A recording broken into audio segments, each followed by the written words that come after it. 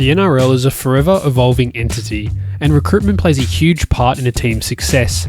There is always huge anticipation over a club's new signings, and with the 2021 regular season coming to a conclusion, let's review who were the top 11 signings of this season.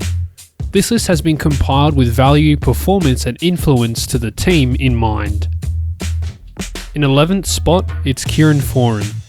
With the Foz reuniting with the Manly Sea Eagles in 2021, there was scepticism to whether Foran could stay healthy over the entirety of a season, or better yet, return to the form that made him a household name in his first tenure with the club. He has maybe not returned to those heights, but has been a solid option next to DCE. He's running the ball well as a half, been strong in tackles, and although his numbers haven't been particularly eye-catching, he plays his role perfectly in Manly's attack, complementing Turbo and DCE. In the 10th spot, it's Addin Fonua-Blake.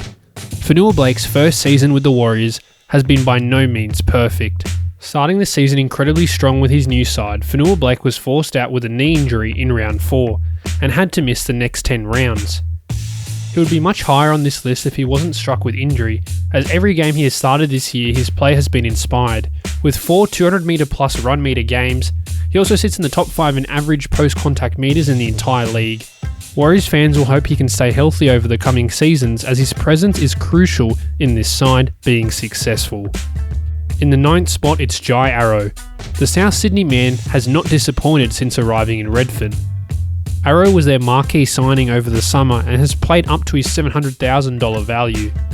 Playing a significant role in this year's Queensland side in the State of Origin, he also averaged over 100 metres for his 4th consecutive season in the NRL. Although he may be one of the more talented individuals on this list, he isn't high as he has played to his value and is doing what is expected of him. He was also limited for the majority of the year to a bench role, which has lessened his output, which I expect to increase once he gets more minutes. In the 8th spot, it's Tyson Frizell.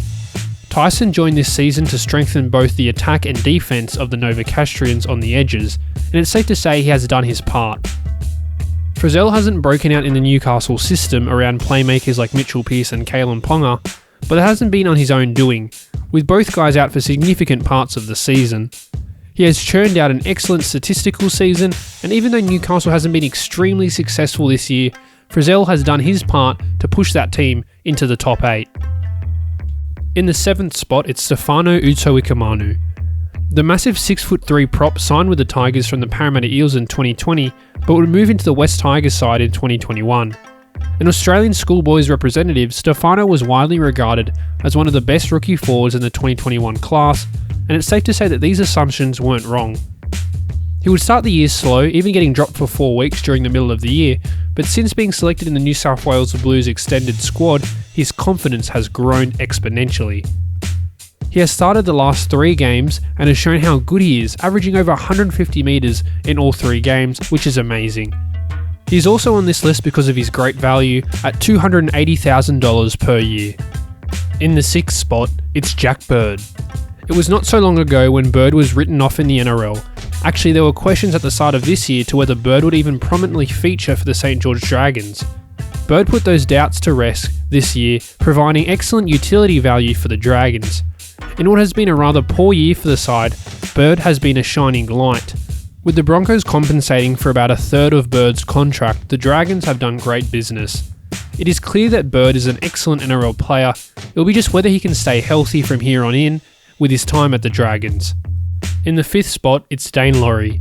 Arguably the West Tigers' best player and best piece of business in recent years, Daine Laurie has been a revelation at the West Tigers. With 7 tries and 8 try assists in his rookie year, his excellent play has probably been more than any Tigers fans could have dreamed of. At just 22, Laurie has a lot more to come and is exactly what the Tigers need in terms of recruitment. His season was cut short in round 20, and there are still questions about his size and defence. But at such a young age, his attacking impact on the West Tigers has been immeasurable. In the 4th spot, it's Jason Saab. After a slow start to the year where both Des Hasler and his father questioned whether he was ready for the first grade, Jason Saab has turned it around remarkably. With absolutely blistering pace, Saab is one of the quickest players in the NRL, and after those early struggles has figured out how to use his pace in the open field. The reason Saab is so high on this list is the unlimited potential this bloke has at just 20 years of age. The Seagulls took a chance by signing him with such little experience, and it has delivered 20 tries in his rookie year, the third best in the entire league. He still does struggle in defence, getting caught out on occasion, but I expect this will be improved upon over the coming seasons. In the third spot, it's Isaiah Papali'i. The bargain buy of the year, Isaiah Papali'i, has been absolutely outstanding since joining the Eels. After taking a $200,000 pay cut, he would sign with the Eels on a $150,000 deal for 2 seasons, sacrificing more money for more game time, which has paid off handsomely. He already fought through an incredibly tough ankle injury at the Warriors, which is similar to the one that took Jarrell Yawyi's career. He was also told in the middle of last season he was not in the club's long-term plans.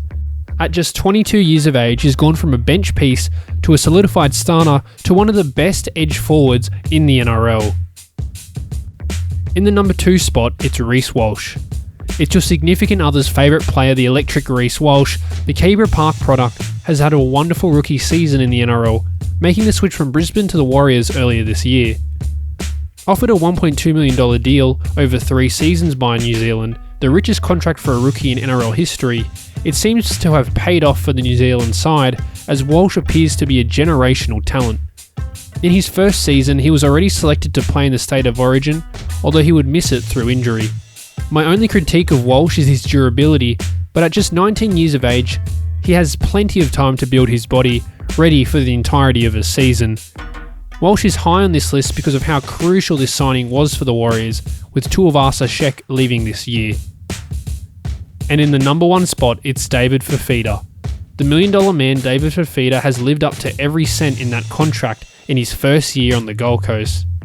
Having the best try-scoring season as a forward since the Menzies days, Fifita has been unstoppable around the line and has easily been the Gold Coast's best player this year. For a guy so young to meet expectations is respectable, as you have seen many players before him offered big deals then fall under the expectations.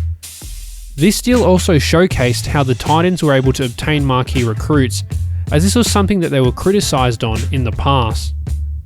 There is no doubt David has had an excellent first year on the Gold Coast, but my single critique would be his inability to stay in a game mentally for 80 minutes. If he can fix this one minor issue, the Titans will have the perfect player. Well, there it is, the list on the top signings of 2021. Comment below who you think should have been included and what video do you want to see next. I have a documentary on the Super League in the works, so get excited for that. And don't forget to like, subscribe and hit the post notification bell, as videos are going to be out every week for the foreseeable future. And as always, thank you for watching.